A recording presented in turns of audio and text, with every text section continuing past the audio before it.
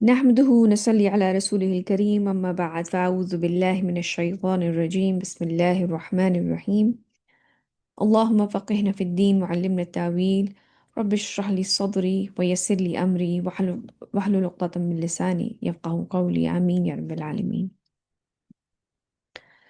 آج انشاءاللہ سورہ منافقون جو ہے ہماری شروع ہو رہی ہے۔ سورہ منافقون کے بارے میں جو ہے وہ یہ ہے کہ یہ ایک اس سورہ کا ایک پورا پس منظر ہے جو کہ انشاءاللہ ہم آگے جا کے ڈسکس کریں گے۔ اور یہ سورہ جو ہے یہ مدینے میں نازل ہوئی تھی۔ اس میں جو بیسک ڈسکشن ہے وہ منافق لوگوں کے بارے میں ہے اور ان کے کیا کیا حجتیں وہ پیش کرتے ہیں۔ لیکن اس سے پہلے میں یہ آپ کے ساتھ شیئر کرنا چاہوں گی کہ جو منافقت صحیح تھی، جو منافقت کی اقسام تھی، وہ یہ تھی کہ دو طرح کی منافقتیں اس وقت لوگ کیا کرتے تھے۔ ایک تو یہ تھا کہ جعلی مسلمان بن کے آ جاتے تھے، صبح میں ایمان لائے شام میں مکر گئے، اور کہ دکھاتے یہ تھے کہ ہم مسلمان ہیں، اسلام لے آئے ہیں، لیکن اصل میں مسلمان نہیں ہوتے تھے۔ آپ سمجھ لیں اسپائز ہیں یا کسی بھی طریقے سے اسلام کو نقصان پہنچانا چاہتے ہیں۔ اور دوسری طرف یہ تھی کہ جو شروع میں تو مسلمان ہوتے تھے لیکن مشکل وقت آنے پر اسلام چھوڑ دیتے تھے، اور بڑا تدریجاً یہ عمل ہوتا تھا۔ تو آج جو پوری جو سورہ منافقون جو ہم ڈسکس کریں گے، اس میں جو سائنز ہیں یا جس طرح کی وہ حرکتیں کرتے تھے، جس طرح کے حجتیں نبی کریم صلی اللہ علیہ وسلم کے سامنے پیش کرتے تھے، اور پھر جیسے کہ میں نے کہا کہ اس کے پس منظر میں پورا ایک واقعہ ہے، وہ بھی انشاءاللہ ہم آج ہی ڈسکس کریں گے۔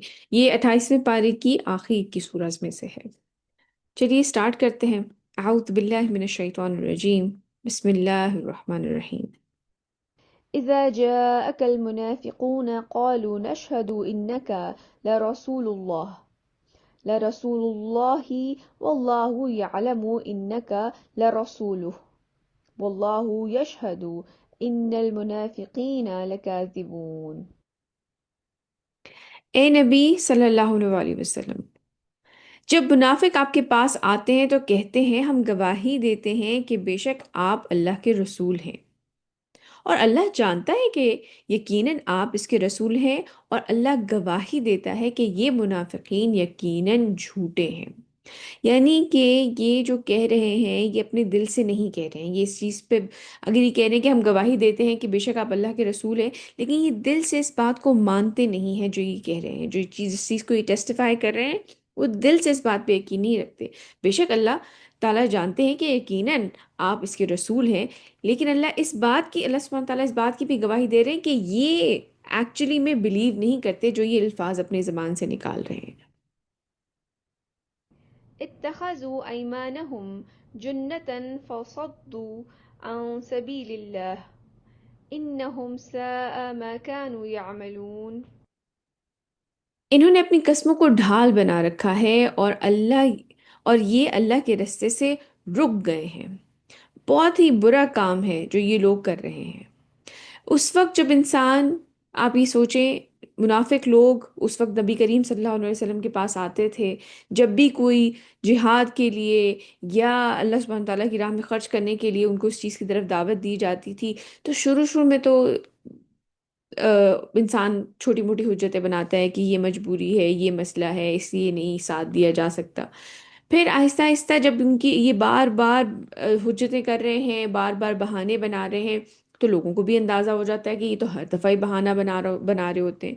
تو پھر یہ لوگ قسمیں کھانے لگ جاتے ہیں کہ نہیں نہیں، ہم قسم کھاتے ہیں کہ نہیں یہ واقعی یہ مسئلہ ہے۔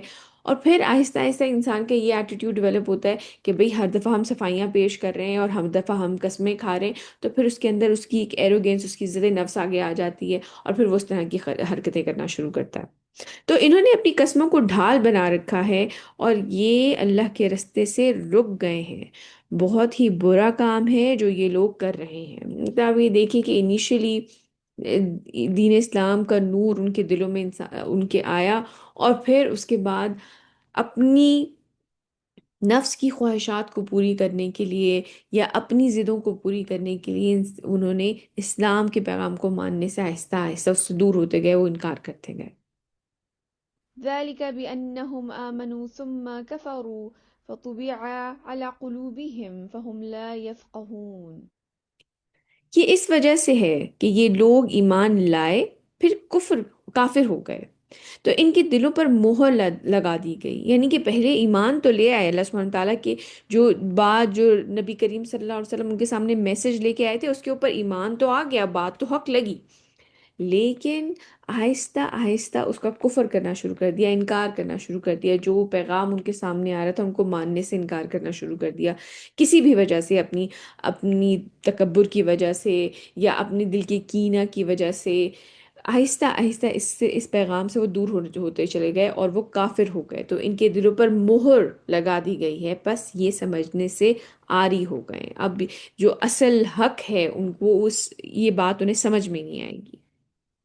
وإذا رأيتهم تعجبك أجسامهم وإن يقولوا تسمع لقولهم كأنهم خشب مسندة. اے نبی صلی اللہ علیہ وآلہ وسلم، جب آپ انہیں دیکھتے ہیں تو ان کے جسم آپ کو بڑے اچھے لگتے ہیں، مطلب بڑے قداور ہیں، بڑا مضبوط جسم ہے، ایک پرسنالٹی ہے، مطلب فزیکلی بھی بڑے مضبوط اور لگتے ہیں کہ جیسے ایک اچھے مسلمان یا ایک اچھا ڈیل ڈال والا انسان ہے، ایک بڑی امپریسو پرسنالٹی ہے، اور اگر وہ بات کرتے ہیں تو آپ صلی اللہ علیہ وسلم ان کی بات سنتے ہیں، مطلب ایلوکوینس بھی بہت ہے، اسپیچ میں بات کرنے کا انداز بھی ایسا ہے، اور دیکھنے میں بھی قداور ہیں یا ڈیل ڈال ایسا ہے، تو ایک بڑی امپریسو پرسنالٹی اوور آل بظاہر ان لوگوں کی لگتی ہے، لیکن اصل میں یہ دیوار سے لگائی ہوئی خشک لکڑیوں کے مانند ہیں، مطلب اگر سے وہ لکڑیاں ایسا سے دیوار سے ٹکی ہوئی ہوں تو وہ اندر سے کھوکھلی ہیں، ان کے اندر اور کچھ بھی نہیں ہے، بس وہ دیوار سے لگی ہوئی لکڑی دیکھنے میں بڑی اچھی لگ رہی ہے لیکن اس کا کوئی مصرف نہیں ہے، بالکل کھوکھلے ہیں وہ اندر سے۔ يحسبون كل صيحة عليهم هم العدو فاحذرهم قاتلهم الله أنا يؤفكون. یہ ہر زور کی آواز کو اپنی ہی اوپر گمان کرتے ہیں، یعنی کہ جب بھی مسلمانوں کے اندر کوئی بات چیت ہوگی تو انہیں لگے گا ہمارے بارے میں بات ہو رہی ہے، ایسا ہوتا ہے نا کہ انسان کے دل میں اگر چور ہو تو اس کو لگتا ہے کہ اس کے بارے میں ہی بات ہو رہی ہے، تو یہ پوری سورہ جو ہے نا آپ اس میں دیکھیں گے کہ منافقوں کے بارے میں، جیسے کہ نام سے ہی ظاہر ہے کہ منافقوں کے بارے میں اس کے اندر پوری ڈسکشن ہوگی کہ کس طریقے سے ان کی کیا سوچ ہوتی تھی، کس طرح وہ کفر کرتے تھے، کس طرح وہ قسمیں کھاتے تھے، کس طرح سے وہ ہر زور کی آواز کو اپنے اوپر گمان کرتے تھے کہ لگتا ہے کہ ہمارے بارے میں ہی بات ہو رہی ہے، کیونکہ ان کے دلوں میں چور تو تھا، انسان اپنا خود جج تو ہوتا ہے، اسے پتا ہوتا ہے کہ وہ کتنے پانی میں ہے، یہ ہر زور کی آواز کو اپنی ہی اوپر گمان کرتے ہیں، یہ پکے دشمن ہیں، ان سے بچ کر رہو۔ ایک ہوتا ہے نا کہ ایک تو ظاہری دشمن نظر آ رہا ہوتا ہے، ایک ہوتا ہے کہ آپ کے اندر ہی دشمن ہے موجود ہے، آپ ہی کے گروہ میں دشمن موجود ہے، یہ پکے دشمن ہیں، ان سے بچ کر رہو، اللہ ان کو ہلاک کرے، یہ کہاں سے پھرائے جا رہے ہیں۔ وإذا قيل لهم تعالوا يستغفر لكم رسول الله لووا رؤوسهم ورأيتهم يصدون وهم مستكبرون. اور جب ان سے کہا جاتا ہے کہ آؤ اپنی غلطی مان لو تاکہ اللہ کے رسول تمہارے لیے استغفار کریں، اور آپ انہیں دیکھتے ہیں کہ وہ رک جاتے ہیں تکبر کرتے ہوئے، کہ ایک تو تھا کہ پہلے تو بہانے کیا ہی کرتا تھا، وہ کر نہیں رہے تھے، اس کے بعد ظاہر سی بات ہے لوگوں کو اندازہ ہو گیا کہ اب تو یہ تو ہر ہی معاملے میں آ کے کوئی نہ کوئی بہانہ کر دیتے ہیں، چاہے وہ اللہ کی راہ میں خرچ کرنے کا معاملہ ہو، چاہے وہ جہاد کا معاملہ ہو، چاہے رسول اللہ صلی اللہ علیہ وسلم کی اطاعت کا معاملہ ہو، کوئی بھی معاملہ ہو، آہستہ آہستہ بہانے کرتے ہیں، پھر قسمیں کھانی شروع کر دی کہ نہیں نہیں واقعی یہ میں قسم کھاتے ہیں، ایسا ہی مسئلہ ہے، اور پھر جب ان کو احساس دلایا جاتا ہے کہ آؤ اور اپنی غلطی مان لو اور تاکہ اللہ کے رسول تمہارے لیے استغفار کریں، تو پھر انسان کی عزت نفس، جیسے کہ شروع میں ہم نے بات کی، انسان کی اپنی عزت نفس اس کے آڑے آ جاتی ہے کہ نہیں بھئی یہ کام میں کیسے کر سکتا ہوں، مطلب ہر دفعہ ہماری ہی غلطی ہے، تو پھر انسان تکبر کرنے لگتا ہے، تو اور جب ان سے کہا جاتا ہے کہ آؤ اپنی غلطی مان لو تاکہ اللہ کے رسول تمہارے لیے استغفار کریں، اور آپ انہیں دیکھتے ہیں کہ وہ رک جاتے ہیں تکبر کرتے ہوئے، تو پھر ان میں ایروگنس آ جاتی ہے، ان کا اپنا عزت نفس سامنے آ جاتا ہے کہ ہر دفعہ ہماری غلطی آ رہی ہے۔ سواء عليهم استغفرت لهم أم لم تستغفر لهم لن يغفر الله لهم إن الله لا يهدي القوم الفاسقين. اے نبی صلی اللہ علیہ وسلم، ان کے لیے برابر ہے کہ آپ ان کے لیے استغفار کریں یا ان کے لیے استغفار نہ کریں، یہ بات برابر ہے۔ آپ رسول اللہ صلی اللہ علیہ وسلم اگر ان کے لیے استغفار کریں بھی یا نہ بھی کریں، اللہ ان کو ہرگز معاف نہیں کرے گا۔ یقیناً اللہ ایسے فاسقوں کو، یعنی کہ جو گنہگار ہیں، ان کو ہدایت نہیں دیتا۔ تو نبی کریم صلی اللہ علیہ وسلم سے فرمایا جا رہا ہے آپ ان کے لیے استغفار کریں یا نہ کریں، یہ دونوں برابر، یہ دونوں باتیں برابر ہیں، کیونکہ اللہ سبحانہ تعالیٰ کا فیصلہ یہ ہے کہ وہ انہیں معاف نہیں کریں گے۔ اللہ سبحانہ تعالیٰ ہمیں منافقین میں سے میں شامل نہ کریں۔ یہ منافقین کے بارے میں آتا ہے کہ یہ جہنم کے سب سے نچلے درجے میں ہوں گے۔ اب جو ہے یہ وہ واقعہ آ رہا ہے جس کے بارے میں نے آپ کو شروع میں کہا تھا کہ اس سورہ کے پس منظر میں ایک واقعہ ہے کہ نبی کریم صلی اللہ علیہ وسلم ایک غزوے پہ گئے، اور اس کے بعد جو ہے وہاں پر ایک قریب جو تھا ایک چشمہ تھا، اس غزوے کے بعد تو وہاں پہ کچھ دن آپ ٹھہرے۔ تو وہ جو پانی کی جگہ تھی، وہاں پر دو لوگوں کے، ایک انصار میں سے اور ایک مہاجرین میں سے، دو لوگوں میں آپس میں کسی بات پہ، پانی کے اوپر کسی بات پہ جھگڑا ہو گیا۔ اچھا، کچھ روایت میں کچھ جگہ پر آتا ہے کہ ان کے جو غلام تھے، انصاری کے غلام اور مہاجر جو تھے ان کے غلام، ان میں آپس میں جھگڑا ہو گیا، اور کچھ جگہ آتا ہے کہ ان لوگوں میں آپس میں جھگڑا ہو گیا کہ انصاری جو تھے، یعنی کہ جو مدینے والے تھے ان میں، اور جو مہاجر جو مکہ سے ہجرت کر کے آئے تھے ان کے درمیان آپس میں جھگڑا ہو گیا، اور وہ جھگڑا اتنا بڑھ گیا کہ ہاتھا پائی تک بات پہنچ گئی۔ جب یہ بات نبی کریم صلی اور وہ آپس میں جو ہے اس بات پر تو جب جھگڑا بڑھ گیا تو انصار جو تھے انہوں نے اپنی مددگاروں کو مدینے والوں میں سے بلا لیا، اور جو مہاجر تھے تو مہاجرین میں سے انہوں نے اپنی مددگاروں کو بلا لیا، تو یہ ایک ڈیوائڈ کریٹ ہو گیا مسلمانوں کے درمیان، مہاجرین اور انسان میں سے۔ تو جب نبی کریم صلی اللہ علیہ وسلم کے پاس یہ خبر پہنچی تو آپ نے آ کے اس بات کی جو کو ہے بہت زیادہ اس بات کو اس کی کہا کہ یہ بہت غلط بات ہے، اور مسلمانوں کو اس طرح سے آپس میں ڈیوائڈ نہیں کریٹ کرنا چاہیے۔ اور نبی کریم صلی اللہ علیہ وسلم نے جب یہ بات پوری سمجھائی انہیں، تو وہ سارا انہوں نے آپس میں معافی تلافی ہو گئی، اور وہ معاملہ وہیں پہ رفع دفع ہو گیا۔ لیکن وہاں پہ جو ایک شخص تھا جس کو منافقین کا سردار کہا جاتا ہے، عبداللہ بن ابی، وہ وہاں پہ موجود تھا، اور اس نے جب دیکھا تو اس نے اس بات کو سوچا کہ یہ تو بڑا اچھا موقع ہے، اس پہ تو مسلمانوں کا ٹھیک ٹھاک ڈیوائڈ کریٹ کیا جا سکتا ہے۔ اور تو انہوں نے آ کر جو انصار تھے، مدینے والے تھے، ان سے آ کے کہا کہ تم لوگوں نے انہیں ان کی مدد کی، اور ان کی ساری ان کو بلایا، اپنے پاس رکھا، اور ان کی ہر لحاظ سے ان کو جو ہے مالی مدد بھی دی، اور ہر طرح سے تم نے ان کی مدد کی، اور آج دیکھو کہ یہ جو ہے مالک بننے کی کوشش کر رہے ہیں۔ تو پھر اس نے ایک بڑا سخت جو ہے جملہ کہا، اس نے کہا کہ جو عزت والے، جب ہم جب مدینہ جائیں گے تو جو عزت والے ہیں، وہ جو ذلیل، یہاں پہ معنی ذلیل کمزور کا ہے، ان کو جو ہے وہ نکال باہر کریں گے۔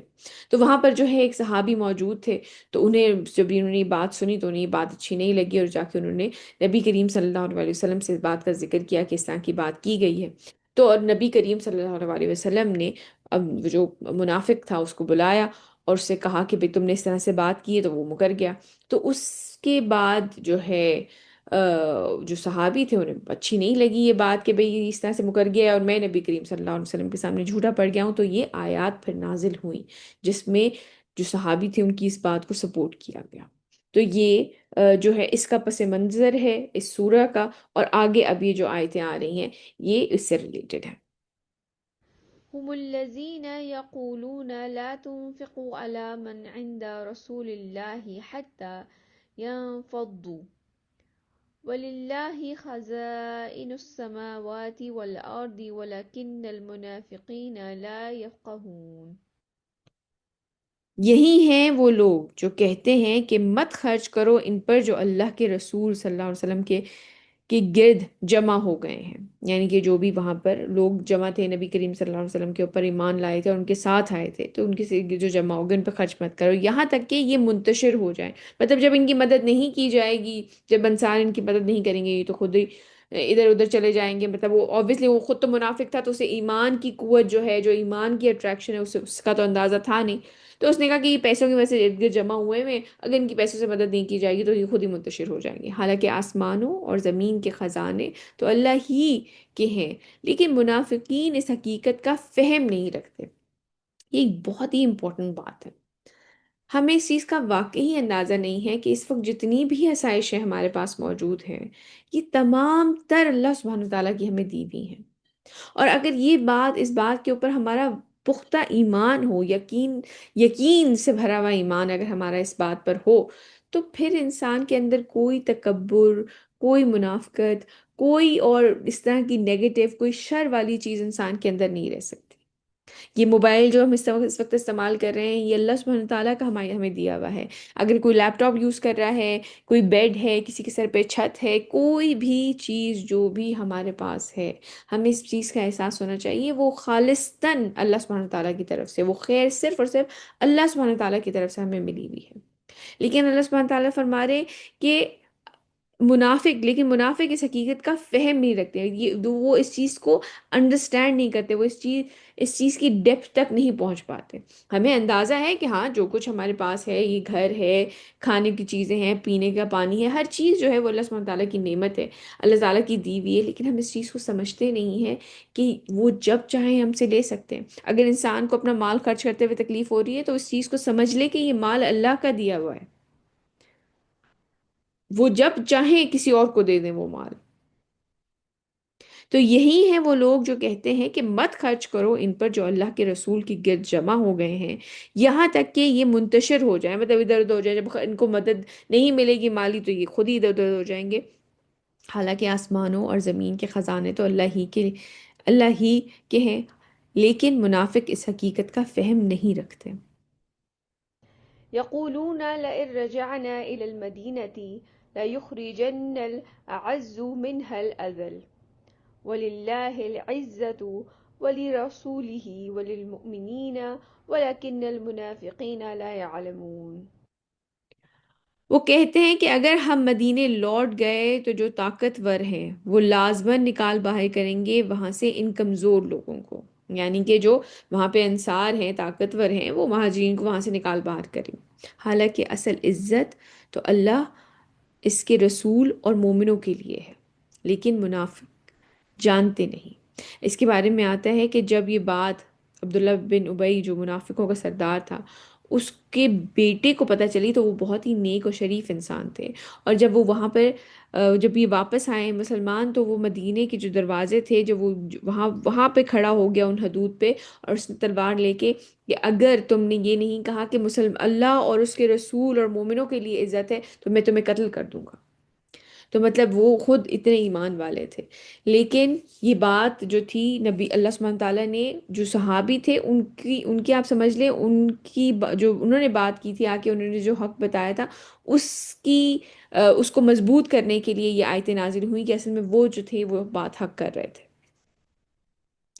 پھر آگے جا کے اب ہم یہ دیکھیں گے کہ جو نفاق ہے اس کے بچاؤ کا علاج کیا ہے، کس طریقے سے ہم اس سے بچ سکتے ہیں۔ اللہ سبحانہ تعالیٰ پہلے ہمیں اس سے بچاؤ کا علاج بتائیں گے کہ اس سے بچا کیسے جا سکتا ہے، اور پھر آگے اگلی آیتوں میں اللہ سبحانہ تعالیٰ ہمیں بتائیں گے کہ اگر یہ آ ہی گیا ہے مسئلہ تو آپ سمجھ لیں کہ پھر اس کا علاج کیا ہے، اس کو ٹھیک کیسے کرنا ہے اگر کسی کے اندر تھوڑی بہت اسے فیل ہوتا ہے کہ یہ مسئلہ ہے۔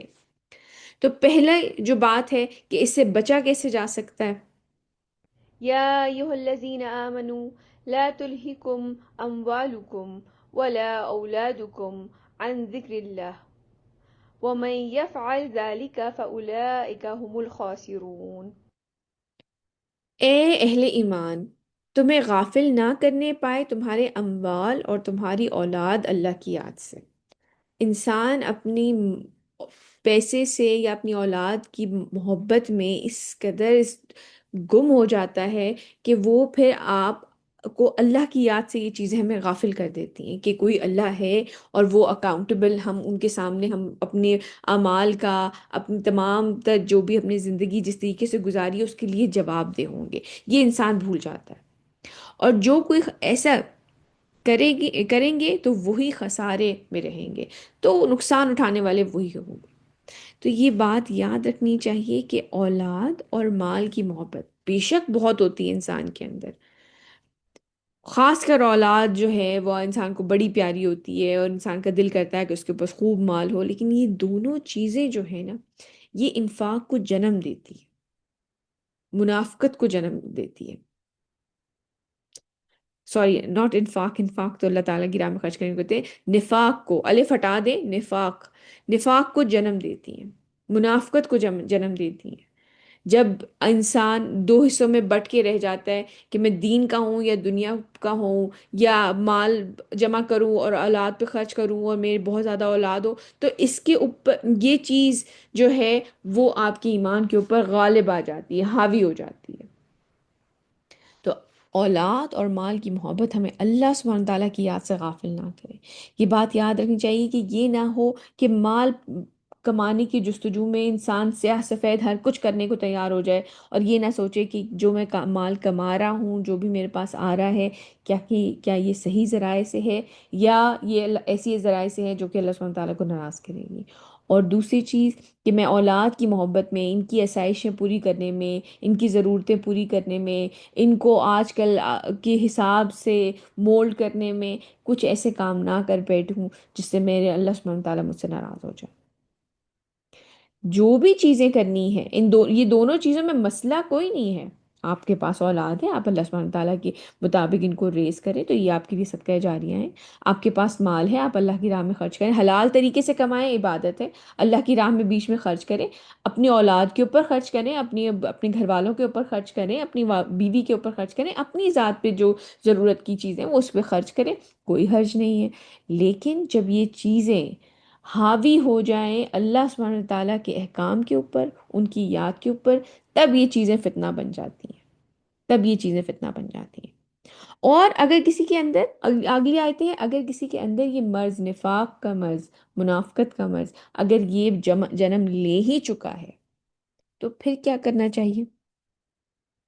وأنفقوا مما رزقناكم من قبل أن يأتي أحدكم الموت فيقول ربي لولا أخرتني إلى أجل قريب فأصدق وأكن من الصالحين۔ اس کا آپ سمجھ لیں جیسے نفاق میں نے کہا ہے نا، اس کا حل کیا ہے؟ الف ایڈ کر دیں، انفاق، اللہ سبحانہ تعالیٰ کی راہ میں خرچ کرنا، خرچ کریں، مال خرچ کریں، مال کی محبت انسان کے دل میں نہ آئے، کیونکہ دیکھیں ہر چیز، مال کی محبت جو ایک دفعہ دل میں آ گئی، باقی ہر چیز اس سے ریلیٹڈ ہے۔ اگر مال ہے تو انسان جمع کر لے، وہ جمع کرے گا، اپنی زندگی کے آسائشوں پہ اوپر خرچ کرے گا، اچھے کپڑے ہوں، اچھا کھانے پینے کو ہو، اچھا رہنے کی جگہ ہو، اچھی گاڑی ہو، اچھی فیملی ہو، اچھی ایجوکیشن ہو، پھر انسان کی محبت ہر چیز جو ہے نا وہ دنیا کے لیے ہو کے رہ جاتی ہے۔ اگر اس کو جمع کرنے کی انسان کے اوپر یہ حساب حاوی آ جائے کہ مجھے مال کو جمع کرنا، تو اس کا حل کیا ہے؟ اس کا علاج کیا ہے؟ انفاق، یعنی کہ اللہ کی راہ میں خرچ کرو اور خرچ کر دو اس میں سے جو کچھ ہم نے تمہیں دیا ہے۔ یہ بات مجھے بہت ہی پیاری لگتی ہے، جو کچھ ہم نے تمہیں دیا ہے۔ انسان اس چیز کو ریئلائز کرے کہ جو کچھ بھی اس کے پاس ہے وہ اللہ سبحانہ تعالیٰ کا دیا ہوا ہے، اور خرچ کر دو اس میں سے جو کچھ ہم نے تمہیں دیا ہے۔ اور آپ یہ دیکھیں اس سے زیادہ خوبصورت بات کیا ہوگی کہ اللہ سبحانہ تعالیٰ آپ کو مال دیتے ہیں، پھر آپ اس میں سے خرچ کرتے ہیں، تو ہمیں کہہ دیا گیا ہے کہ وہ تمہیں بڑھا کر واپس بھی کر دیا جائے گا، اور تمہارے آخرت کے لیے ثواب بھی ہو جائے گا وہ۔ اور جو بھی تم نے مال خرچ کیا ہوگا وہ بھی اللہ سبحانہ تعالیٰ اس کو بھی بڑھاتے رہتے ہیں۔ ایسا نہیں ہے کہ وہ آپ نے ایک بیج بوئے تھے تو ایک بیج ہی رہ جائے گا، وہ 700 گنا تک ہو سکتا ہے، اور جتنا اللہ سبحانہ تعالیٰ چاہیں اس کا ثواب ہمیں دے سکتے ہیں۔ تو خود ہی مال دیا، انسان نے خرچ کیا تو خود ہی اس کو ثواب بھی دے دیا۔ یہ اللہ سبحانہ تعالیٰ کی اتنی بڑی رحمت ہے۔ یہی چیز میں نماز کے بارے میں سوچتی ہوں کہ انسان کے اوپر نماز فرض کر دی گئی اور ثواب بھی دے دیا گیا اس چیز کا۔ اگر کسی کے اوپر بھئی یہ کام کرنا فرض ہے تو پھر ثواب کی ضرورت نہیں، یہ تو کرنا ہی کرنا ہے، یہ تو اللہ سبحانہ تعالیٰ کہ اللہ سبحانہ تعالیٰ ہمارے خالق ہیں، مالک ہیں، رب ہیں، وہ ہمارے اوپر کوئی بھی چیز فرض کر دیں تو ہمیں بغیر ریوارڈ کا سوچے ہوئے وہ کام کرنا ہی کرنا ہے۔ لیکن اللہ سبحانہ تعالیٰ کی ذات اتنی رحیم ہے، اتنی کریم ہے کہ اس چیز کا ثواب بھی ہمیں دے دیتے ہیں۔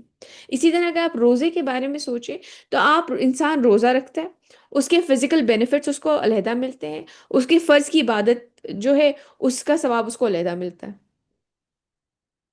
تو ثواب بھی دے دیا، فزیکل بینیفٹس بھی دے دیے، اور خود ہی فرض بھی کیا ہے، یعنی کہ وہ بینیفٹ حاصل کرنا آپ پہ فرض ہے، اور بینیفٹ فزیکل بھی، دنیاوی بھی، اور آخرت کا بھی۔ یعنی کہ ہر لحاظ سے انسان وہ بینیفٹ حاصل کرے، یہ چیز فرض ہے کہ وہ اپنے لیے وہ بینیفٹ حاصل کرے. کتنی خوبصورت چیز ہے یہ. اور خرچ کر دو اس میں سے جو کچھ ہم نے انہیں دیا ہے، اس سے پہلے پہلے کہ تم میں سے کسی کی موت کا وقت آ جائے. ٹائم بس اتنا ہی ہے جتنے کی سانس چل رہی ہے. پھر وہ اس وقت کہے کہ اے میرے رب، تو نے مجھے ایک قریب وقت تک کیوں مہلت نہ دی کہ میں صدقہ کرتا اور نیک لوگوں میں سے ہو جاتا. کہ اس وقت پھر وہ یہ نہ ہو کہ اس وقت وہ یہ کہے کہ تھوڑا سا ٹائم مجھے اور دے دیا ہوتا تو میں صدقہ کر دیتا اور میں بھی نیک لوگوں میں سے ہو جاتا. تو اس وقت کے آنے سے پہلے پہلے خرچ کرو اللہ کی راہ میں اس میں سے جو کہ کچھ انہوں نے دیا ہے. ولن يؤخر الله نفسا إذا جاء أجلها والله خبير بما تعملون. اور اللہ ہرگز مہلت نہیں دے گا کسی جان کو جب اس کا وقت معین آ پہنچے گا، اور جو کچھ تم کر رہے ہو اللہ اس سے باخبر ہے. ایسا نہیں ہے کہ اللہ سبحانہ تعالیٰ کی قدرت میں نہیں ہے کہ وہ وقت نہیں دے سکتے، لیکن یہ اللہ سبحانہ تعالیٰ کی ڈیفائن کیے ہوئے رول ہیں اس دنیا کے لیے. وہ رول اللہ سبحانہ تعالیٰ نے ہمیں بتا دیا ہے، اور اللہ ہرگز مہلت نہیں دے گا کسی جان کو جب اس کا وقت معین آ پہنچے گا، اور جو کچھ تم کر رہے ہو اللہ اس سے باخبر ہے. تو جو جو ہمارے لیے لیسن ہے اس میں، کہ ہمیں موت سے پہلے اللہ کی راہ میں خرچ کرنا ہے. Simple line. وہ وقت آنے سے پہلے پہلے جتنی بھی استطاعت ہو، جتنی بھی استطاعت ہو، آپ کسی کے پاس 1 روپے کی استطاعت ہے، ایک کھجور کی استطاعت ہے. کتنے ہی واقعات ہمیں جو نبی کریم صلی اللہ علیہ وسلم کی زندگی سے ملتے ہیں، ازواج مطہرات کی زندگی سے ملتے ہیں، صحابہ کی زندگی سے ملتے ہیں، کہ ایک کھجور ہی صدقہ کر سکو تو کر دو. ضروری نہیں ہے کہ انسان کے پاس کوئی ڈھیروں مال ہو، کیونکہ اللہ سبحانہ تعالیٰ کے ہاں کوالٹی دیکھی جاتی ہے، کوانٹٹی نہیں دیکھی جاتی. جیسے کہ حدیث میں آتا ہے نا کہ وہ تمہارے مال اور تمہاری صورتیں نہیں دیکھتے، وہ تمہارے دلوں کو دیکھتے. تو انسان کے پاس جتنی بھی استطاعت ہو وہ اللہ سبحانہ تعالیٰ کی راہ میں انسان خرچ کرے. تو اس سورہ منافقون کے جو ہمارے آج کے کی لیسنز ہیں وہ 2 ہیں، اور دونوں میں سملیرٹی ایک مال کی اور بھی زیادہ ہے. کہ اولاد اور مال کی محبت ہمیں اللہ سبحانہ تعالیٰ کی یاد سے غافل نہ کرے. پہلی چیز اس بات پہ انسان کانشیس رہے کہ کس طریقے سے مال آ رہا ہے، کس طرح سے حلال ہے یا حرام ہے، کس طریقے سے وہ اپنا مال کما رہا ہے. اور دوسری چیز کہ یہ نہ ہو کہ اولاد کی محبت، اس کی ضروریات، اس کی آسائشیں اتنی زیادہ حاوی ہو جائیں کہ پھر انسان سے سیاہ اور سفید کا فرق بھول جائے کہ میں کس طریقے سے کما رہا ہوں. کیونکہ یہی اولاد اور یہی مال آپ کو جنت تک بھی پہنچا سکتے ہیں اگر صحیح طریقے سے کمائے ہوئے کا مال ہے اور آپ صحیح طریقے سے خرچ کر رہے ہیں تو یہ چیز آپ کو جنت تک لے کے جا سکتی ہے. اسی طرح یہ اولاد جو ہے، اگر آپ نے صحیح طریقے سے ان کی پرورش کی، یہ آپ کے لیے صدقہ جاریہ ہیں. اور دوسری طرف یہ مال جو ہے یہ اپنی زندگی میں ہی خرچ کرنا ہے، کیونکہ مرنے کے بعد تو وہ مال آپ کا جہاں آپ کی سانس ختم ہوئی وہ مال آپ کا نہیں رہا، وہ پیسے آپ کے نہیں رہے. یہ نہیں ہے کہ میرے مرنے کے بعد ہی ساری چیزیں چیریٹی کر دی جائیں، نہیں، وہ مرنے کے بعد تو وہ آپ کا مال ہے ہی نہیں، وہ تو پھر وارثوں کا ہو گیا. آپ نے جو مال خرچ کرنا ہے وہ اپنی زندگی میں کرنا ہے. یہ نہیں ہے کہ میرے مرنے کے بعد یہ مال چیریٹی کر دیا جائے. مرنے کے بعد تو تمہارا وہ ہے ہی نہیں، تو تم پھر کس طرح سے وصیت کر رہے ہو؟ 1/3 کی وصیت جائز ہے، اس کے علاوہ تو وہ مال آپ کا ہے ہی نہیں، وہ تو وارثوں کا مال ہے. تو جو کچھ خرچ کرنا ہے وہ اپنی زندگی میں اپنے ہاتھ سے کر کے جانا ہے. آج انشاءاللہ کیونکہ سورہ ہماری چھوٹی تھی، 11 آیتیں تھی، آج انشاءاللہ کوشش کریں گے سورہ تغابن بھی ہم لوگ ساتھ ہی کر لیں. سو اس جو پچھلی سورہ ہم نے پڑھی ہے اس میں نفاق کے بارے میں بات ہوئی. اس سورہ میں آپ دیکھیں گے کہ ایمان اس کا بالکل اس طرح سے اپوزٹ، کس طرح سے انسان ایمان کو اپنے بڑھائے. اس کے بارے میں مختلف رائے ہیں، کچھ کے نزدیک یہ مکی ہے، کچھ کے نزدیک یہ مدنی ہے، لیکن زیادہ جو اہم جو ہے اس کا رجحان جو ہے کہ وہ یہ مکی سورہ ہے. واللہ عالم، اللہ سبحانہ تعالیٰ بہتر جانتے ہیں. اس کے بارے میں اس میں جو ہے وہ پریویس جو نیشنز ہیں اس کے بارے میں آئے گا کہ ان کے معاملات کیا ہوئے تھے جنہوں نے بات نہیں مانی تھی. اور جو سملیرٹی آپ ان دونوں سوراز میں دیکھیں گے وہ یہ ہے کہ مال، اولاد اور اسپاؤسز کی محبت جو ہے نا، وہ اللہ سبحانہ تعالیٰ کی یاد پہ غالب نہ آئے. جو آپ اگر آج ایک کی لیسن، ایک اگر آپ کہنا کہ لیسن آپ گھر لے کے جانا چاہتے ہیں، تو وہ یہ ہے کہ اللہ سبحانہ تعالیٰ فرما رہے ہیں کہ آپ کے اسپاؤسز، جو بھی آپ کے شوہروں کے لیے بیویاں اور بیویوں کے لیے شوہر، اور آپ کی اولاد جو ہے نا، اور یہ جو مال ہے، یہ تینوں چیزیں آزمائش ہیں. تو یہ ان میں سے کچھ آپ کے شدید دشمن بھی ہو سکتے ہیں، اور یہی جو اگر آپ اچھے طریقے سے کام کریں سب مل کر، تو یہی چیزیں آپ کو جنت تک لے کے جا سکتی ہیں. تو انشاءاللہ یہ ہم آگے جا کے آج پڑھیں گے. اعوذ باللہ من الشیطان الرجیم، بسم اللہ الرحمن الرحیم. يسبح لله ما في السماوات وما في الأرض له الملك وله الحمد وهو على كل شيء قدير. تسبیح کرتی ہے اللہ کی ہر وہ شے جو آسمانوں میں ہے، اور ہر وہ شے جو زمین میں ہے. یہ بات ہم بارہا پڑھ کے آ چکے ہیں، اور اگر انسان اس بات کی ڈیپتھ میں جا کے اگر سوچے، تو یہ بات اتنی عظیم ہے کہ ہر چیز، ہماری جو عقل ہے نا وہ اتنی لمیٹڈ ہے کہ وہ ہر چیز کے لفظ کو بھی کمپریہنڈ نہیں کر سکتی، نہیں سمجھ سکتی. لیکن اللہ سبحانہ تعالیٰ فرما رہے ہیں کہ ہر چیز، ہم آپ سوچیں کہ کتنی لمیٹڈ نالج انسان کے پاس ہے، اور اس کے باوجود اس کائنات میں کتنی ساری چیزوں کے بارے میں جو بھی علم ہے انسان کو، جو کہ بڑا لمیٹڈ، تھوڑا علم دیا گیا ہے انسان کو، وہ تمام تر چیزیں اللہ سبحانہ تعالیٰ کی تسبیح بیان کر رہی ہیں. جو مجھے ایک دم اس آیت کو پڑھتے ہوئے محسوس ہوتا ہے نا، وہ یہ ہے کہ ہم اتنی تسبیح کیوں نہیں کرتے اللہ سبحانہ تعالیٰ کی، ہم اتنی حمد و ثنا کیوں نہیں بیان کرتے.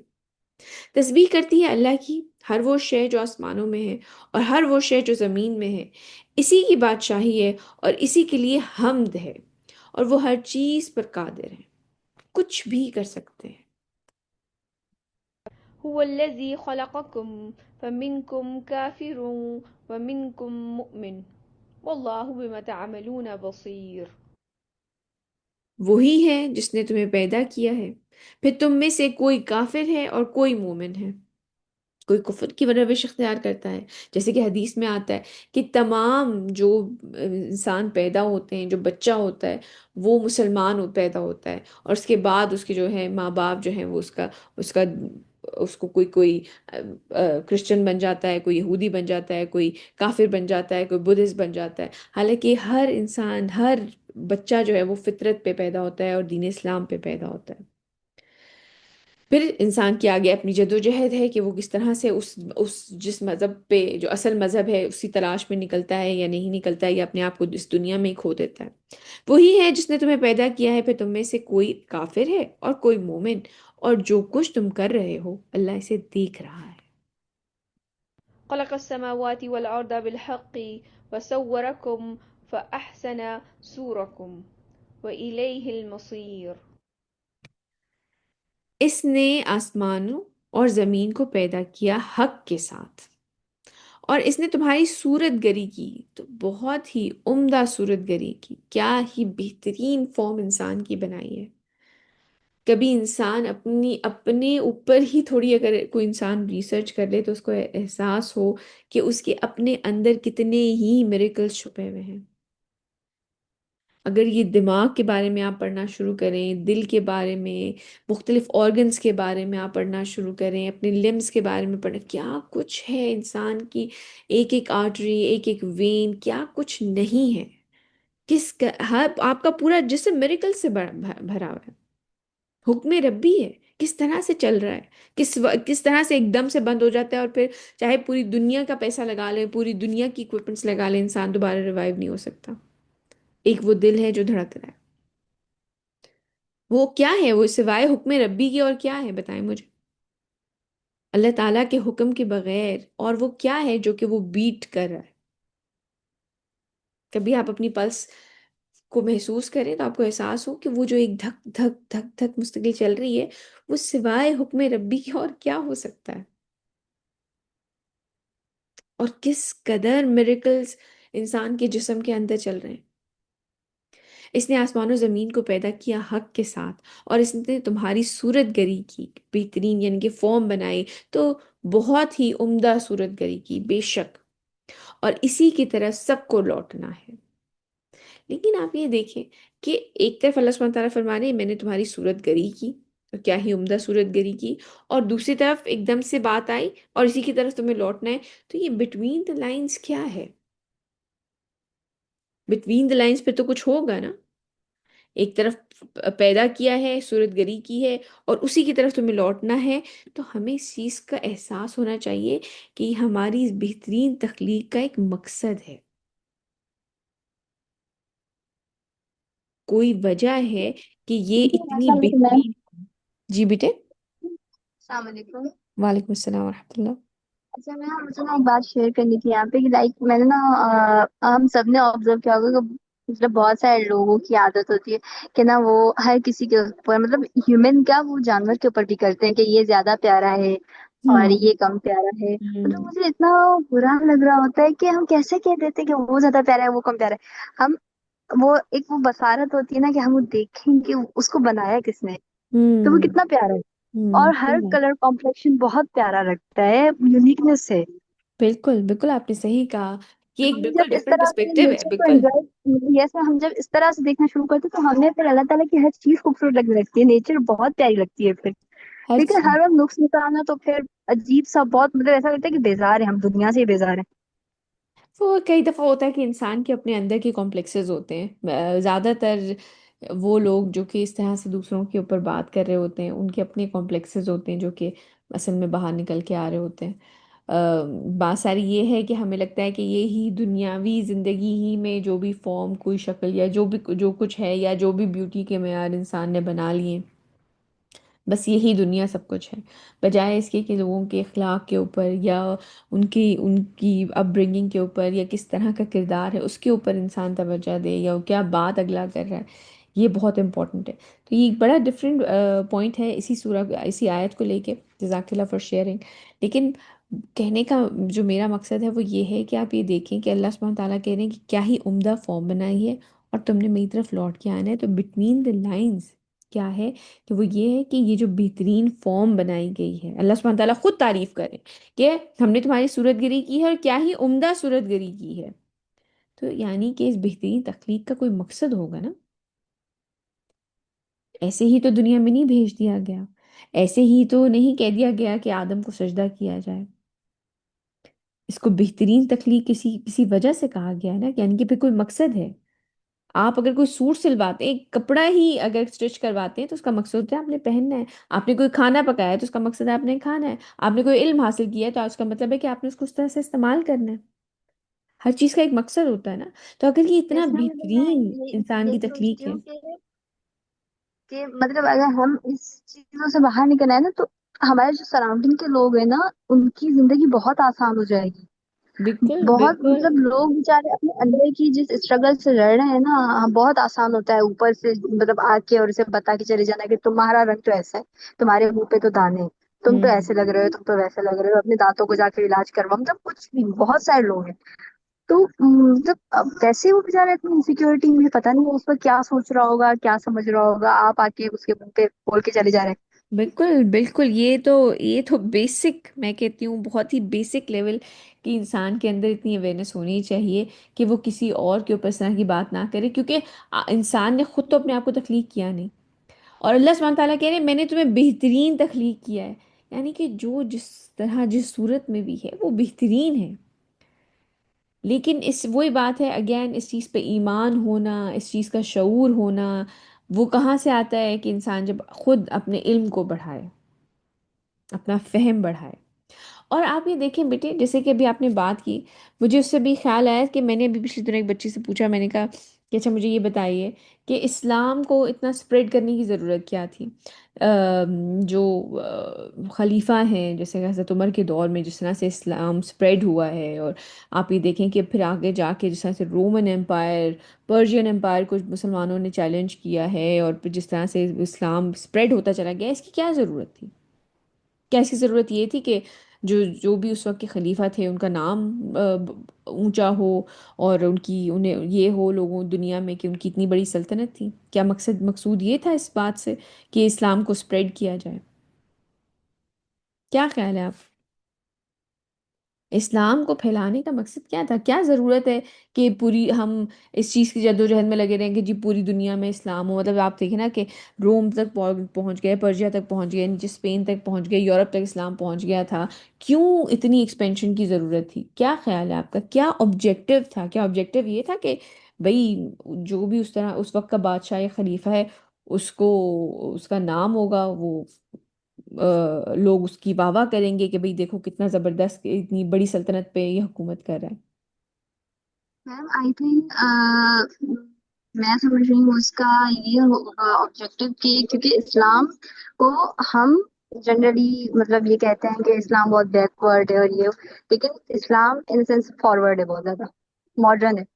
ہوں تو وہ لوگوں کے ذہنوں میں وہ چیزیں فکس کرنا کہ مطلب اس وقت بھی یہی ہوتا ہوگا کہ وہ جو بادشاہ ہے پھر اس سے کم درجے کا ہے پھر غلام ہے، تو وہ اس وقت اس کو اس طرح سے ٹریٹ کرتے تھے کہ ایک سپیریئر ہے ایک انفیریئر ہے بالکل۔ تو ہوں غلام کو اپنے رائٹس نہ دینا، عورتوں کو اس کے حقوق نہ دینا، اور بیٹیوں کو زندہ دفن کر دینا، تو یہ جو ساری جو جہالت تھی اس چیز کو لوگوں کے دلوں سے اور ذہنوں سے نکال کے اور ایک ماڈرنزم ڈالنا کہ نہیں یہ چیز نہیں ہے، یہ ہوں چیز نارمل ہے، لائک سب ایکول ہے۔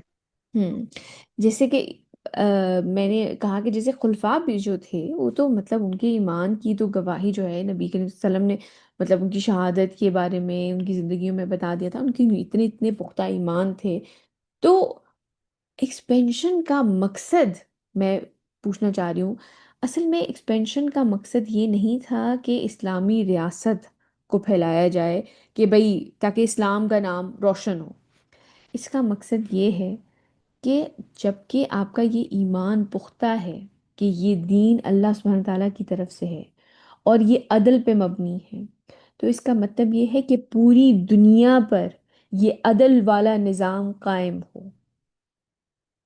جتنا آپ اسلامی نظام ایکسپینڈ کرتے چلے جائیں گے یعنی کہ وہ اسلامی رول کے اندر آ جائیں گے، یعنی کہ وہاں پہ اسلامک رول اپلائی ہوں گے۔ بھئی اگر آپ انڈیویجولی، ہم یہ جانتے ہیں کہ انڈیویجولی کوئی اپنا دین پریکٹس کرنا چاہتا ہے، کوئی کرسچن رہنا چاہتا ہے، کوئی یہودی رہنا چاہتا ہے، کوئی مشرک رہنا چاہتا ہے، وہ انڈر اسلامک رول کرتا رہے جو وہ کر رہا ہے، اس کا جو معاملہ ہے وہ اللہ سبحانہ تعالیٰ کے ساتھ ہے۔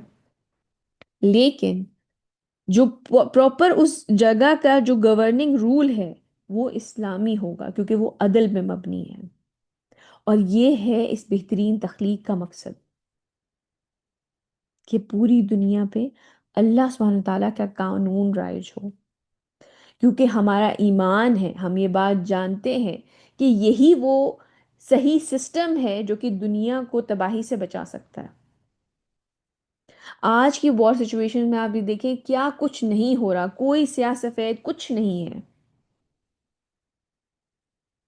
اسکول وار سچویشن کے اندر اسکول کالجز کو ٹارگٹ کیا جا رہا ہے، بچیوں کو قتل کیا مارا جا رہا ہے، یا جو لوگوں کے پاور پلانٹس ہیں ان کو ٹارگٹ کیا جا رہا ہے، اور یہ سب جانتے ہیں کہ اس کے خلاف ہے، جو بھی وار کے رولز ہوتے ہیں وہ اس کے خلاف ہے، لیکن کوئی پوچھنے والا نہیں ہے۔ لیکن جب آپ صحیح عدل کا نظام جو اسلامی نظام ہے وہ رائج کریں گے پوری دنیا کے اوپر، تو کسی کے بھی رائٹس ایکسپلائٹ نہیں ہوں گے، نہ ہی کسی قوم کے رائٹس ایکسپلائٹ ہوں گے، نہ ہی کسی مذہب کے رائٹس ایکسپلائٹ ہوں گے، نہ ہی کسی انڈیویجول انفرادی طور پر بھی کسی ایک انسان کے جو رائٹس ہیں وہ ایکسپلائٹ نہیں ہوں گے۔ تو دین کو، اس اسلام کو پھیلانے کا مقصد یہ ہے، کیونکہ ہمارا ایمان ہے کہ یہی اصل ریلیجن ہے۔ کیوں؟ کیونکہ یہ اس کی طرف سے دیا گیا ہے جو وہ انسانوں کے بنانے والے ہیں، انہیں پتہ ہے انسان کیسے فنکشن کرتے ہیں۔ تو اس بہترین کا مقصد، یہ جو بہترین تخلیق ہے، یہ جو بہترین صورت گری کی گئی ہے، اس کا اصل مقصد یہ ہے کہ انسان اپنے آپ کو اس جد و جہد میں لگائے، جتنی بھی استطاعت ہے، جتنا بھی سرکل ہے، جہاں جو بھی آپ کا سرکل ہے جس کو آپ انفلوئنس کر سکتے ہیں، اللہ تعالیٰ نے کسی وجہ سے انسان کو کسی جگہ پہ رکھا ہوا ہوتا ہے۔ آپ جہاں کہیں بھی ہیں وہاں پر آپ کے ہونے کا کوئی مقصد ہے۔ ایسے ہی کسی خاندان میں کسی فیملی کے دوسرے تیسرے نمبر پہ آپ کو پیدا نہیں، ایسی اتفاقاً نہیں پیدا ہوگا کہ آپ پہلی سب سے بڑی بیٹی ہیں یا سب سے چھوٹی بیٹی ہیں یا سب سے بڑے بیٹے ہیں یا درمیانی بیٹے.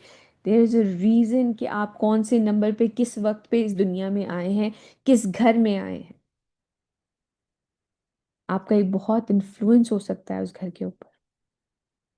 آپ کو آپ کی بہترین صورت گری کی گئی ہے، اور آپ کو ہم سب کو اللہ سبحانہ تعالیٰ کے پاس لوٹ کے جانا ہے، کیونکہ اس مڈل کا جو ٹائم ہے، جو بیچ کا وقت ہے، اس بہترین تخلیق کا مقصد جو تھا اس کے بارے میں جواب دینے کے لیے واپس بھی تو لوٹنا ہے. تو سوچیں کہ آپ اپنے وسائل میں رہتے ہوئے کیا کر سکتے ہیں. آگے چلتے ہیں. يعلم ما في السماوات والأرض ويعلم ما تسرون وما تعلنون والله عليم بذات الصدور. وہ جانتا ہے جو کچھ آسمانوں اور زمین میں ہے، اور وہ جانتا ہے جو کچھ تم چھپاتے ہو اور جو کچھ تم ظاہر کرتے ہو. یعنی کہ جو انسان کے دلوں کے اندر ہے اور جو کچھ انسان ظاہر کر رہا ہے وہ سب کچھ جانتا ہے. حتیٰ کہ انسان کے سب کانشیس مائنڈ میں بھی جو کچھ چل رہا ہے وہ اللہ سبحانہ تعالیٰ جانتے ہیں. اور اللہ اس سے بھی باخبر ہے جو تمہارے سینوں کے اندر ہے، یعنی کہ سب کانشیس مائنڈ. ایک جو چیز انسان نے چھپا لی تو وہ وہی بات نہیں ہے جو کہ سینوں کے اندر ہے. نہیں، یہ دو باتیں ہیں. ایک تو انسان نے ڈیلیبریٹلی چھپا لی، اور ایک سینوں کے اندر یعنی کہ جو سب کانشیس مائنڈ ہے، جو کئی دفعہ انسان خود بھی نکال نہیں پا رہا ہوتا ہے اپنے اندر سے، اللہ سبحانہ تعالیٰ اس سے بھی واقف ہے. ألم يأتكم نبأ الذين كفروا من قبل فذاقوا وبال أمرهم ولهم عذاب أليم. کیا تمہارے پاس خبریں آ نہیں چکی ہیں ان لوگوں کی جنہوں نے کفر کیا تھا، یعنی کہ جو پچھلی قومیں گزری ہیں؟ پہلے تو انہوں نے اپنی کی سزا چکھ لی، اور ان کے لیے دردناک عذاب بھی ہے. مطلب ایک عرصہ دراز سے جو قومیں تباہ کی گئی تھیں وہ ایک عرصہ دراز سے ویسے ہی عذاب میں مبتلا ہے، لیکن ایک آخرت کا بھی دردناک عذاب ان کا انتظار کر رہا ہے. ذلك بأنه كانت تأتيهم رسلهم بالبينات فقالوا أبشر يهدوننا فكفروا وتولوا واستغنى الله والله غني حميد. یہ اس لیے ہوا کہ ان کے پاس ان کے رسول آتے رہے واضح نشانی لے کر، تو انہوں نے کہا کہ کیا انسان ہمیں ہدایت دیں گے؟ مطلب یہ تو ہماری طرح کے بشر ہیں، ہم ان سے ہدایت ہی لے لیں، انہی سے پھر ہم سپیریئر اگر ہم ہیں جو سردار وغیرہ ہوتے تھے، انسان سے ہدایت لیں ہم. بس انہوں نے کفر کیا اور رخ پھیر لیا. یعنی کہ انسان کے پاس جب بھی کوئی حق بات پہنچے تو چاہے وہ آپ سے کوئی چھوٹا ہی کیوں نہ کر رہا ہو، اس چیز کو اکنالج کیا جائے. دین کے معاملے میں، صحیح دین کے معاملے میں کبھی بھی تکبر یا اپنی انا کو آگے نہیں آنے دینا چاہیے. کئی دفعہ ہم سے چھوٹے ہی ہمارے سامنے کوئی بہت اچھی اور بہت بڑی بات کہہ دیتے ہیں، تو اس وقت انسان تکبر میں نہ آ جائے. اور اللہ نے بھی ان سے بے نیازی اختیار کی، اور اللہ تو ہے ہی بے نیاز تودہ صفات، یعنی کہ اپنی ذات میں خود تعریف کے قابل ہیں. اللہ سبحانہ تعالیٰ بے نیاز ہے اس چیز سے کہ کوئی اور ان کی تعریف کرے. بس انہوں نے کفر کیا اور رخ پھیر لیا، اور اللہ نے بھی ان سے بے نیازی اختیار کی، اور اللہ تو ہے ہی بے نیاز تودہ صفات. زعم الذين كفروا أن لن يبعثوا قل بلى وربي لتبعثن ثم لتنبئن بما عملتم وذلك على الله يسير. کافروں کو یہ زوم ہے کہ وہ مرنے کے بعد ہرگز اٹھائے نہیں جائیں گے. بڑا ان کو یہ لگتا ہے کہ بس مر کے مٹی ہو جائیں گے. اے نبی صلی اللہ علیہ وسلم، آپ کہہ دیجئے کیوں نہیں، مجھے میرے رب کی قسم تم لازماً اٹھائے جاؤ گے، پھر تمہیں لازماً جتلایا جائے گا ان اعمال کے بارے میں جو تم نے کیے ہیں، اور یہ اللہ پر بہت آسان ہے. ظاہر سی بات ہے، پہلی تخلیق اگر ہوتی تو پہلی تخلیق مشکل ہوتی، دوبارہ سے اٹھائے جانا کیا مشکل ہے. فآمنوا بالله ورسوله والنور الذي أنزلنا والله بما تعملون خبير. بس ایمان لاؤ اللہ پر اور اس کے رسول صلی اللہ علیہ وسلم پر اور اس نور پر جو ہم نے نازل کیا ہے، جو نور ہدایت ہے، جو قرآن ہے، اس پر ایمان لاؤ۔ ایمان لانے کا مطلب ہے کہ اس پہ عمل کیا جائے، اور جو کچھ تم کر رہے ہو اللہ اس سے باخبر ہے۔ يوم يجمعكم ليوم الجمع ذلك يوم التغابن ومن يؤمن بالله ويعمل صالحا يكفر عنه سيئاته. جو اس تغابن کا لفظ آئے، یوم التغابن، یہاں سے سورہ کا نام لیا گیا ہے، اور تغابن سے مطلب ہے حسرت والا دن۔ یوم دن، اور تغابن حسرت، جس دن حسرت ہوگی لوگوں کو، جس دن کہ وہ تمہیں جمع کرے گا، جمع ہونے کے دن کے لیے وہی ہے ہار اور جیت کے فیصلے کا دن۔ اور جو کوئی ایمان لائے اللہ پر اور نیک عمل کرے، وہ اس کی برائیوں کو اس سے دور کر دے گا۔ یعنی کہ اس دن ہوگا جب انسان ایک دوسرے کے بارے میں یہ سوچیں گے کہ کاش میں نے کچھ اور مزید اچھا کر لیا ہوتا۔ تو یہ بات یاد رکھنی چاہیے کہ یہ جو دنیاوی ہار جیت ہے نا، اس کا کوئی مطلب نہیں ہے۔ نہ یہاں کا کھونا کھونا ہے، نہ یہاں کا پانا پانا ہے، یا نہ یہاں کا جیتنا جیتنا ہے، نہ یہاں کا ہارنا ہارنا ہے۔ اصل نتیجہ تو آخرت میں نکلے گا، اس دن پتہ چلے گا کون جیتا کون ہارا۔ یہ تو معاملہ اس دن طے ہوگا۔ تو دنیاوی شان و شوکت، دنیاوی جیت، دنیاوی چیزوں سے کوئی دھوکہ نہ کھا لے، یا دنیاوی عزت سے کوئی دھوکہ نہ کھا لے، یا دنیاوی ہار سے، یا دنیاوی کسی بھی قسم کی کوئی انسان کے ساتھ کوئی مسئلہ ہو گیا ہے، کوئی برائی اس کو پہنچ گئی ہے، کسی قسم کا شر اس تک پہنچ گیا، یہ دنیاوی ہار جیت کوئی معنی نہیں رکھتی۔ اصل نتیجہ آخرت میں نکلے گا، یہ بات یاد رکھیں۔ ويدخله جنات تجري من تحتها الأنهار خالدين فيها أبدا ذلك الفوز العظيم. اور اسے ان باغات میں داخل کرے گا جن کے دامن میں نہریں بہتی ہوں گی۔ اللہ سبحانہ تعالیٰ ہمیں اس لوگوں میں شامل فرمائے۔ وہ اس میں رہیں گے ہمیشہ ہمیش۔ یہ ہے بہت بڑی کامیابی، اصل کامیابی یہ ہوگی۔ والذين كفروا وكذبوا بآياتنا أولئك أصحاب النار خالدين فيها وبئس المصير. اور جنہوں نے انکار کیا اور تکذیب کی ہماری آیات کی، یعنی کہ جھٹلایا، وہی ہوں گے جہنمی، وہ ہمیشہ رہیں گے اس میں، اور وہ بہت برا ٹھکانہ ہے۔ اللہ سبحانہ تعالیٰ ہمیں اس لوگوں میں شامل نہ فرمائے۔ ما أصاب من مصيبة إلا بإذن الله ومن يؤمن بالله يهدي قلبه والله بكل شيء عليم. نہیں آتی کوئی مصیبت مگر اللہ کے اذن سے، اور جو کوئی اللہ پہ ایمان رکھتا ہے وہ اس کے دل کو ہدایت دے دیتا ہے۔ اگر انسان کو اللہ سبحانہ تعالیٰ کے اوپر یہ ایمان ہو، اللہ سبحانہ تعالیٰ کے اوپر پختہ یقین ہو، تو کوئی مصیبت مصیبت نہیں رہتی، یہ یاد رکھیے گا۔ وہ اس کے دل کو ہدایت دے دیتا ہے، اسے پتہ ہوتا ہے کہ میرے لیے کچھ بہتر ہوگا، اور اللہ ہر چیز کا علم رکھنے والا ہے۔ تو یہ بات یاد رکھیں کہ اگر آج کوئی ٹف ٹائم ہے بھی زندگی کے اندر، اگر ہم پر کوئی آزمائش آ جاتی ہے، تو ہمیں اللہ سبحانہ تعالیٰ پر یقین رکھنا چاہیے کہ یہ ہمارے لیے بہتر ہے۔ ظاہری طور پہ بہت برا ہو گیا، لیکن ہم نہیں جانتے کہ کچھ عرصے بعد یہی چیز ہمارے لیے کتنی بینیفیشل ہوگی، ہمیں بالکل اندازہ نہیں ہوتا۔ تو لیکن یہ ساری بات جو ہے نا، یہ انسان کی ایمان کے پختہ ہونے سے لنکڈ ہے۔ وأطيعوا الله وأطيعوا الرسول فإن توليتم فإنما على رسولنا البلاغ المبين. اور اطاعت کرو اللہ کی، اور اطاعت کرو رسول صلی اللہ علیہ وسلم کی۔ پھر اگر تم نے پیٹھ موڑ لی تو جان لو کہ تمہارا رسول صلی اللہ علیہ وسلم کی ذمے تو صرف صاف صاف پہنچا دینے کی ذمہ داری ہے، صرف پہنچا دینے کی ذمہ داری ہے۔ ہاتھ پکڑ کے کوئی کسی کو اچھا کام نہیں کروا سکتا۔ نبی کریم صلی اللہ علیہ وسلم کے بارے میں یہ بات کی جا رہی ہے کہ ان کی اطاعت کی جائے، لیکن ان کے اوپر کوئی ان سے سوال نہیں کیا جائے گا کہ فلاں شخص ایمان کیوں نہیں لے کر آیا۔ یہی معاملہ ہمارے ساتھ بھی دنیا میں، ہمارا معاملہ لوگوں تک اچھی خیر کی بات پہنچا دینا ہے۔ کوئی کرتا ہے نہیں کرتا، یہ اس کا اپنا فعل ہے۔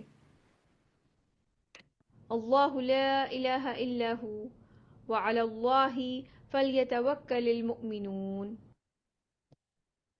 اللہ وہ ہے کہ اس کے سوا کوئی الہ نہیں، بس اہل ایمان کو اللہ ہی پر توکل کرنا چاہیے۔ يا أيها الذين آمنوا إن من أزواجكم وأولادكم عدوا لكم فاحذروهم۔ اے ایمان کے دعوے داروں، تمہاری بیویوں اور تمہاری اولاد میں سے بعض تمہارے دشمن ہیں، سو ان سے بچ کر رہو۔ جو لفظ ازواج ہے، اس کا عام طور پہ بیویاں کیا جاتا ہے ترجمہ، لیکن یہ اسپاؤس کے لیے یوز ہوتا ہے، بیویوں کے لیے شوہر اور شوہروں، سوری، یس، بیویوں کے لیے شوہر اور شوہروں کے لیے بیویاں، یہ دونوں ایک دوسرے کے لیے، ان میں سے بعض، سارے نہیں، ان میں سے بعض جو ہیں وہ ایک دوسرے کے دشمن ہیں۔ کس طرح سے دشمن ہو جاتی ہے؟ اسی طرح کئی دفعہ اولاد ماں باپ کی دشمن ہو جاتی ہے۔ کس صورت میں دشمن ہو جاتی ہے؟ کوئی ظاہری دشمنی، کوئی مار پیٹ لڑائی نہیں، دشمنی ایسی ہو جاتی ہے کہ وہ آخرت اپنی داؤں پہ لگا دیتا ہے ان کو راضی کرنے کے لیے۔ کئی دفعہ ہوتا ہے ہمارے اندر ہماری فیملیز کی محبت، یا ہمارے شوہر کی، یا ہماری بیوی کی، یا ہماری اولادوں کی محبت اتنی زیادہ حاوی آ جاتی ہے کہ ہم اپنی ریلیجن کے بارے میں، ریلیجن کی چیزوں کو کمپرومائز کرنا شروع کر دیتے ہیں۔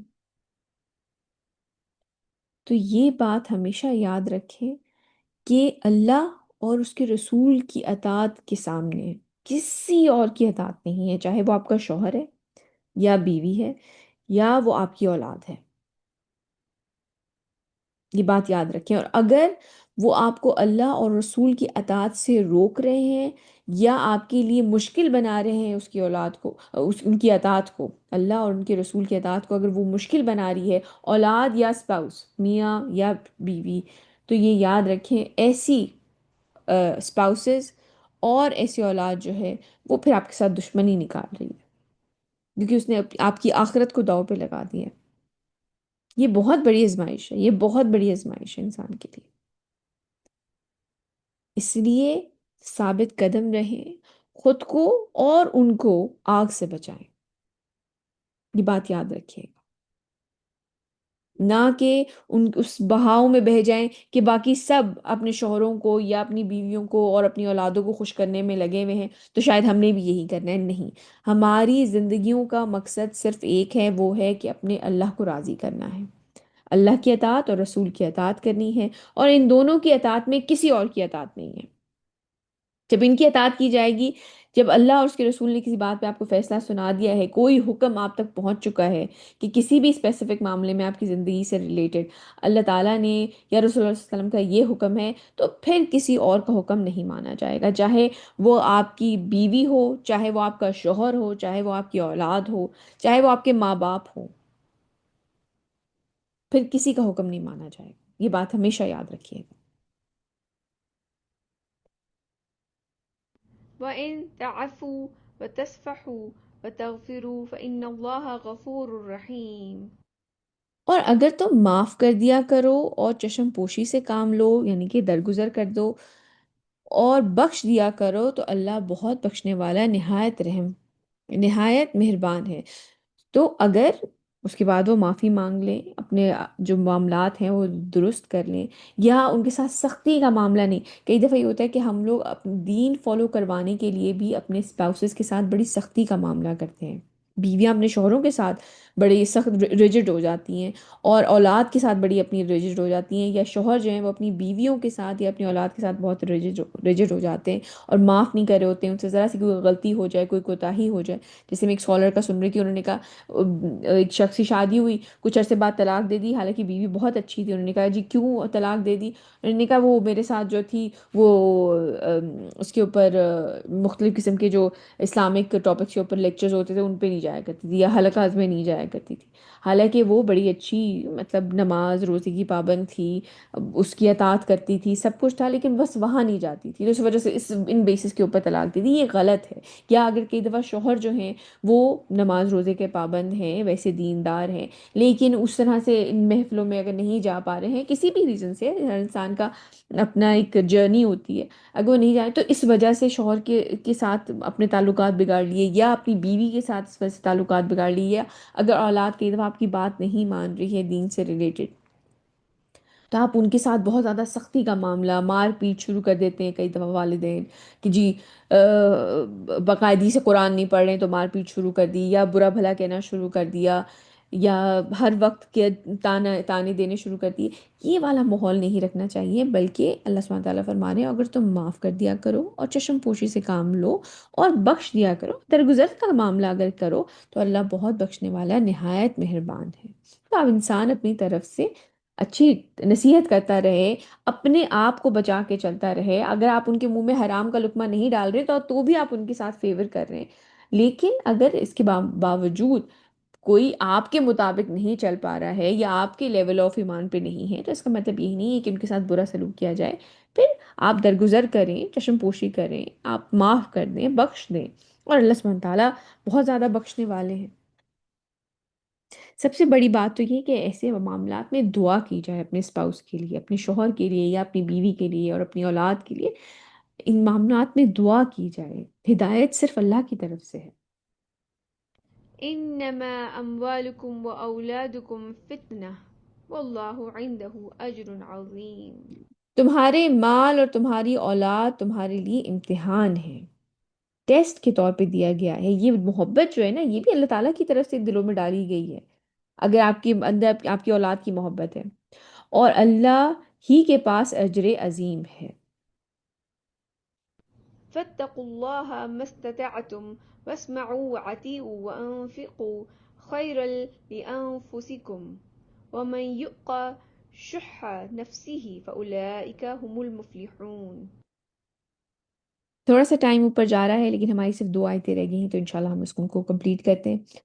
بس اللہ کا تقوی اختیار کرو اپنی حد امکان تک۔ یہ بڑی امپورٹنٹ بات ہے جو اللہ سبحانہ تعالیٰ نے استطاعت کا لفظ یوز کیا ہے، حد امکان تک، اور سنو اور اطاعت کرو۔ جو کہا جا رہا ہے، جو صحیح بات تم تک پہنچ رہی ہے، اس میں سنو اور اطاعت کرو، اور خرچ کرو اللہ کی راہ میں، یہی تمہارے لیے بہتر ہے۔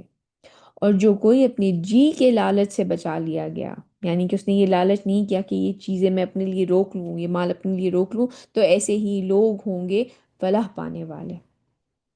لیکن یہ جو پہلی لائن ہے، بس اللہ کا تقوی اختیار کرو اپنے حد امکان تک، یہ بڑی امپورٹنٹ بات ہے بیٹے۔ میں آپ سے مولانا مودودی کا یہ چیز شیئر کرنا چاہوں گی، ان کی تفسیر میں تھا کہ انہوں نے کہا کہ اللہ ایک جگہ اللہ سبحانہ تعالیٰ فرماتے ہیں کہ اللہ سے ایسے ڈرو جیسے اس سے ڈرنے کا حق ہے۔ یہ بہت بڑی بات ہے، اللہ سبحانہ تعالیٰ سے ڈرنے کا حق تک تو انسان جو ہے، یہ بہت بڑا مقام ہے جہاں تک انسان کو کوشش کرنی چاہیے پہنچنے کے لیے۔ پھر ایک جگہ سورہ بقرہ میں اللہ سبحانہ تعالیٰ فرماتے ہیں کہ اللہ کسی متنفس، یعنی کہ کسی نفس کو اس کی استطاعت سے زیادہ کا مکلف قرار نہیں دیتا، یعنی کہ وہ اکاؤنٹیبل نہیں ہے جتنی اس کی استطاعت نہیں ہے اس کے لیے۔ جتنی استطاعت ہے اتنے کا اکاؤنٹیبل ہے، اس کے لیے جواب دہ ہوگا۔ اور یہاں پہ اللہ سبحانہ تعالیٰ فرما رہے ہیں سورہ تغابن میں، جہاں تک تمہارے بس میں ہو اللہ سے ڈرتے رہو، جتنا تمہارے اختیار میں ہے تم اللہ سے ڈرتے رہو، اللہ کا تقوی اختیار کرو۔ تو ان تینوں آیتوں کو ملا کر غور کیجئے تو معلوم ہوتا ہے کہ پہلی آیت وہ بینچ مارک، وہ معیار ہے ہمارے سامنے رکھ دیا گیا ہے جس تک پہنچنے کے لیے ہر مومن کو کوشش کرنی چاہیے کہ اللہ تعالیٰ سے ڈرا جائے جتنا کہ ان کا اس بات کا حق ہے، اللہ کا تقوی اختیار کیا جائے جتنا کہ ان کا حق ہے۔ تو یہ تو بینچ مارک ہے، اس کے لیے انسان کو سٹرائیو کرنا چاہیے۔ دوسری آیت، یہ اصولی بات ہے، یہ رول ڈیفائن بتایا گیا ہے کہ کسی شخص سے بھی اس کی استطاعت سے زیادہ کام کرنے کا مطالبہ نہیں کیا گیا۔ جتنی آپ کے پاس پاور ہے، جہاں پہ آپ کو پیدا کیا گیا ہے، جتنی آپ کی استطاعت ہے، آپ اتنا ہی آپ سے مطالبہ کیا گیا ہے۔ کسی غریب آدمی سے یہ نہیں کہا جائے گا کہ تم 1 لاکھ صدقہ کیوں نہیں کرتے یا 1 لاکھ زکوٰۃ کیوں نہیں دیتے۔ ہمارے دین تو آسان ہے، اگر استطاعت ہے تو حج کرو، اگر استطاعت ہے تو زکوٰۃ دو، تو جتنی استطاعت ہے۔ تو یہ رول ڈیفائن کر دیا گیا، یہ اصولی بات ہمیں بتا دی گئی کہ کسی شخص سے بھی اس کی استطاعت سے زیادہ کام کرنے کا مطالبہ نہیں کیا گیا، بلکہ اللہ کے دین میں آدمی بس اتنا ہی مکلف ہے، یعنی کہ اتنا ہی اکاؤنٹیبل ہے جس کی وہ قدرت رکھتا ہے۔ اور جو تیسری آیت جو اب سورۃ تغابن میں بات ہو رہی ہے وہ یہ ہے کہ ہر مومن کو ہدایت کرتی ہے کہ وہ اپنی حد تک تقوی کی کوشش میں کوئی کسر نہ اٹھا رکھے، جتنی اس کی استطاعت ہے اس میں اپنا 100% دے، لیکن اس سے زیادہ کے لیے وہ اکاؤنٹیبل نہیں ہے۔ جہاں تک بھی اس کے لیے ممکن ہو اسے اللہ تعالیٰ کے احکام کا بجا لانی چاہیے اور اس کی نافرمانی سے بچنا چاہیے۔ اس معاملے میں اگر وہ خود تساہل سے کام لے گا تو وہ مواخذے سے نہ بچ سکے گا، یعنی کہ اگر خود ہی اپنے اوپر لینینسی شو کریں گے، نہیں میرے یہ حالات ہے، پتہ نہیں آگے کیا معاملات ہوں تو میں ابھی بچا لوں یا ایسے کر، تو پھر تو اس کا حساب پکا ہوگا۔ اپنے اوپر لینینسی شو نہیں کرانی، اپنی طرف سے میکسیمم پش کرنا ہے جتنی کی استطاعت ہے۔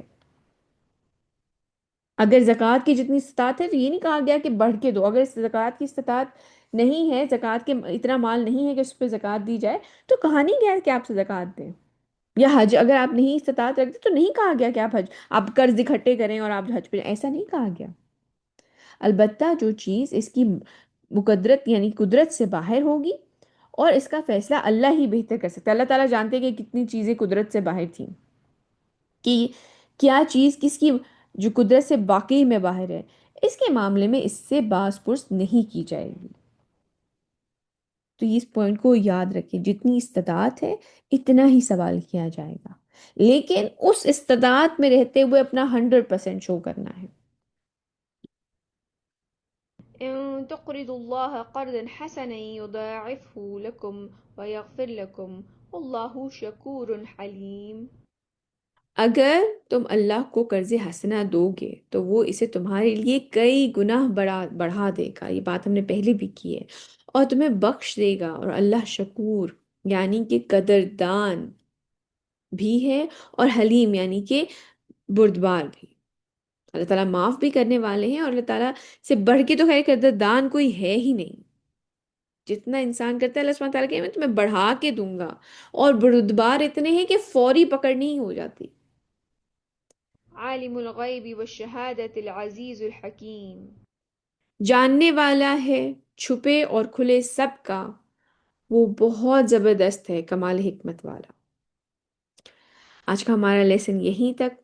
آج کے ہم کی ایکشنز دیکھ لیتے ہیں کہ اللہ سبحانہ تعالیٰ نے فرمایا کہ میں نے تمہاری بہترین صورت گری کی ہے، تو اور ہمیں اب لوٹ کے اللہ سبحانہ تعالیٰ کے پاس ہی واپس جانا ہے، تو اس بہترین تخلیق کا کوئی مقصد ہے، بٹوین دی لائنز یہ ہے کہ اپنا بہترین پرفارم کیا جائے۔ جو اتنی صلاحیتیں اللہ سبحانہ تعالیٰ نے انسان کے اندر رکھی ہیں انہیں استعمال کر کے اس عدل کے نظام کو قائم کیا جائے، اور واپس جب لوٹ کے جائے گا تو کیونکہ اس سے سوال کیا جائے گا اس کے بارے میں۔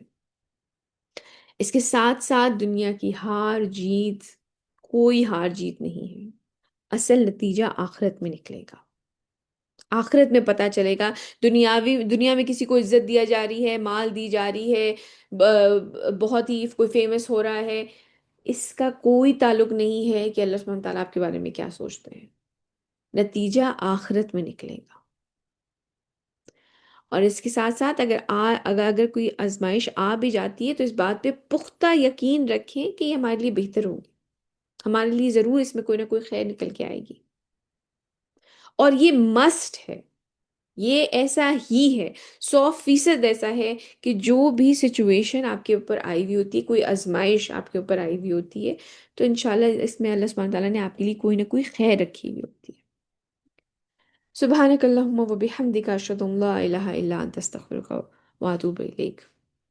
جزاک اللہ خیر کثیرا کثیرا۔ السلام علیکم ورحمۃ اللہ وبرکاتہ۔